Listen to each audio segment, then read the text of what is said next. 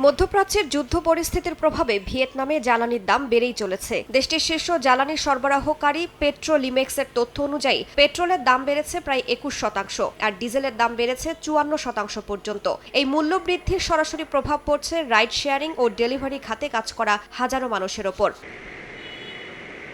Delivery রাইডারদের অভিযোগ, জ্বালানির দাম বাড়লেও তাদের ভাড়া বা পারিশ্রমিক একই রয়েছে, তাই আগের মতো আয় করতে হলে এখন আরও বেশি সময় কাজ করতে হচ্ছে। অনেকেই বলছেন দৈনন্দিন খরচ মেটানোই এখন কঠিন হয়ে পড়েছে, কারণ আয়ের বড় অংশই চলে যাচ্ছে জ্বালানি খরচে।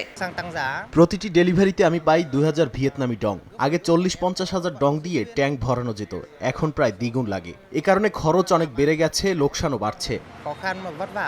বিশেষ করে ই কমার্স ও ফুড ডেলিভারি কর্মীরা সবচেয়ে বেশি চাপের মুখে। প্রতিটি ডেলিভারিতে নির্দিষ্ট অল্প পারিশ্রমিক পাওয়া গেলেও বাড়তি জ্বালানি খরচে তা প্রায় অকার্যকর হয়ে পড়ছে। ফলে কেউ কেউ বিকল্প হিসেবে বৈদ্যুতিক মোটরবাইক ব্যবহারের কথা ভাবছেন, যদিও সেটি বড় বিনিয়োগ হওয়ায় তাৎক্ষণিকভাবে সম্ভব হচ্ছে না।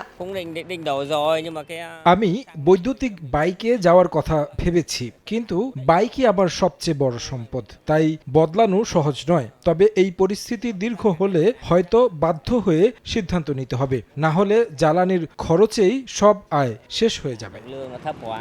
পরিস্থিতি সামাল দিতে সরকার এরই মধ্যে কিছু জ্বালানি কর স্থগিত করেছে এবং প্রায় 8 ট্রিলিয়ন ভিয়েতনামি ডং বরাদ্দ দিয়েছে মূল্য স্থিতিশীলতা তহবিলে। পাশাপাশি দেশটির প্রধান তেল শোধনাগারকে জ্বালানি উৎপাদন বাড়ানোর নির্দেশ দেওয়া হয়েছে। তবুও বিশ্লেষকরা বলছেন, বৈশ্বিক অস্থিরতা অব্যাহত থাকলে এই চাপ থেকে দ্রুত মুক্তি পাওয়া কঠিন হবে। রাইসা জান্নাত, সময় সংবাদ।